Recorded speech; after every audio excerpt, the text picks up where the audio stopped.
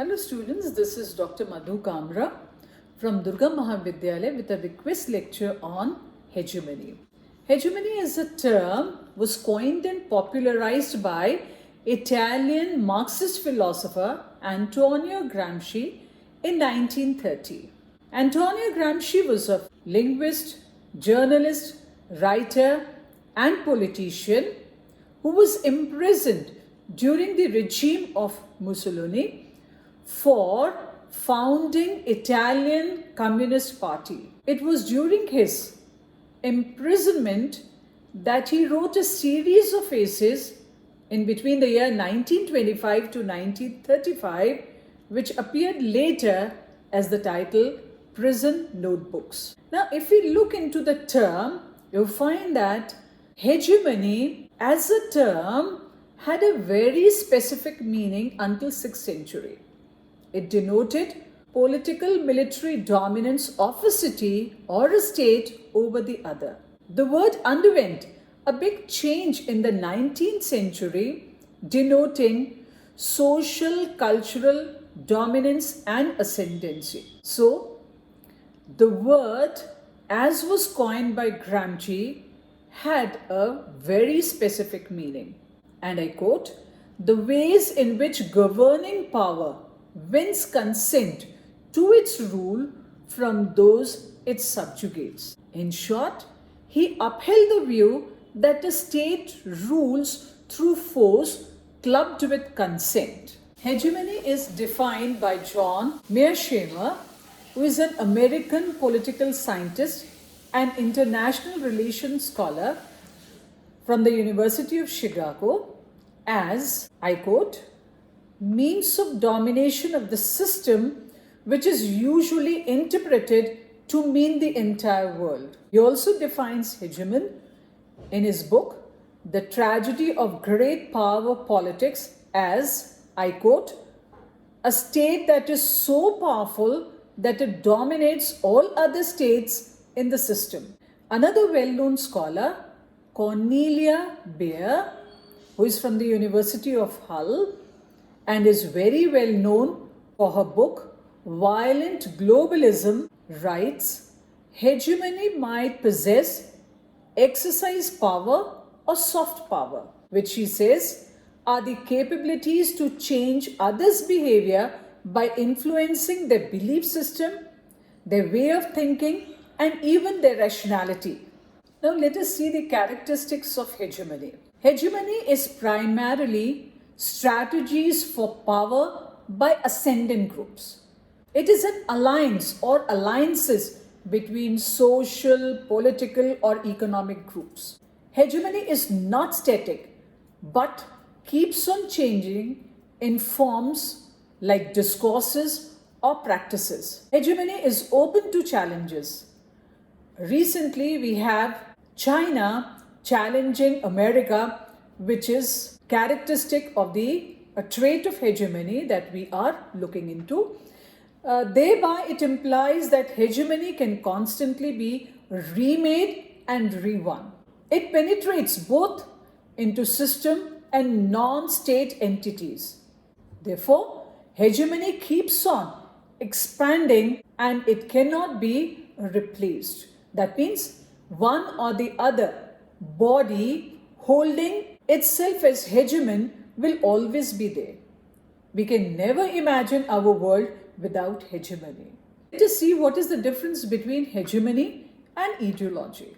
Ideology is a doctrine, a kind of a lens through which a person views the world. It is a concept related primarily to sociology, and it refers to the values, the beliefs, the assumptions, and the expectations, which makes a sum total of what a person holds. Now, ideology can be found within a society, within groups, and also between people. Consequently, our thoughts, actions, and interactions derive their life from ideology. Now, hegemony, on the other hand, is a mode of domination. Ideology reflects dominant ideas of the ruling class. For example, you can take the Marxist views. But on the other hand, hegemony reflects the alternative mechanism of power. Ideology marks closure and is unidirectional flow of power, whereas hegemony marks construction of networks of power through knowledge. Ideology is discursive, whereas hegemony is coercive and is consensual. That means it appears as common sense leading to moral and political passivity. Ideology is a security blanket, whereas hegemony is a pattern of contestation between ruling elites and subalterns. Let us see the forms of hegemony. First is hegemony is hard power. This implies the superior military dominance, military weapons, rich military research and development that a hegemon pursues in order to prevail itself as a global power.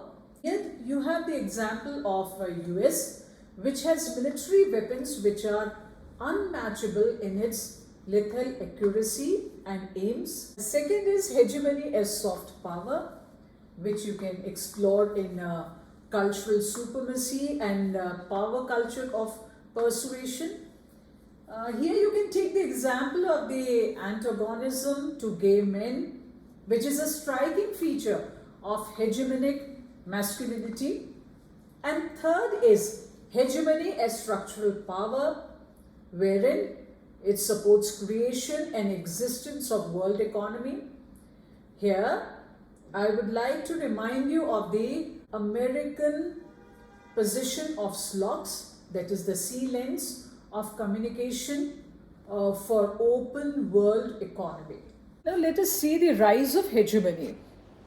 As I already told you, it had its seeds in the Marxist theorists, then popularized by the contribution made by Gramsci.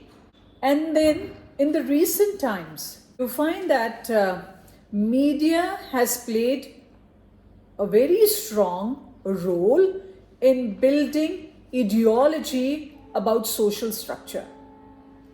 In this way, media functions for information production and diffusion of communication. So it regulates the public's way of seeing the world. Media also serves as lens to see the society and the world in a particular way that concurs with the strategy of hegemons. It also exemplifies the roles of parents, teachers, doctors, policemen by qualifying social responsibility in concurrence, that is, in harmony with hegemony labeled for success in distinctive pattern. So now we look into what is cultural hegemony and what are its chief characteristics. In a common parlance, since the mid of the 20th century, hegemony is more related to cultural hegemony. Now, cultural hegemony serves the interest of the dominant class, though the mode of domination is invisible. It does not use direct weapons or gunpowder to control the populace. Rather, it constructs policies which makes the common people think in content and process according to the foundations which are laid down for them. Cultural hegemony is a mechanism of cultural appropriation. That is, the imposing of the dominant culture through a number of ways like cultural products, which includes your newspapers, your books, and then also your movies, which saturate our lives with dominant ideas. It provides the required status quo to the hegemon or the ruling class. Critical pedagogy was founded by the Brazilian philosopher and educator Paulo Freire, whose book Pedagogy of the Oppressed, which appeared in 1968, enforced a spread of better learning to beget better life. Critical pedagogy further foliaged as postmodernism, feminism, postcolonialism, and queer theory. Equally interesting is psychiatric hegemony, which is a psychiatric discourse interpreted in terms of psychosocial distress. Psychiatric hegemony is an extension of the examination of how illness is socially constructed and the role of psychiatric knowledge in shaping social relations within the society. It also empowers the sane members of the society to deal and control those who are insane or deviant. Psychiatric hegemony also details how psychiatric discourse escaped from closed doors of clinic and private spaces to open masses. Psychiatric hegemony also established psych professionals as shapers of social control and also distal controllers in governing population. Psychiatric hegemony is a Marxist theory of mental illness, and the major contribution that has made to this branch is by Bruce M.H. Cohen, whose book appeared in 2016, which talks about how our behavior and personalities, along with our lifestyles, are now closely observed and judged under a psychiatric discourse. Equally important is the book by Ron Roberts. The title of the book is Psychology and Capitalism, The Manipulation of Mind, which appeared in 2015.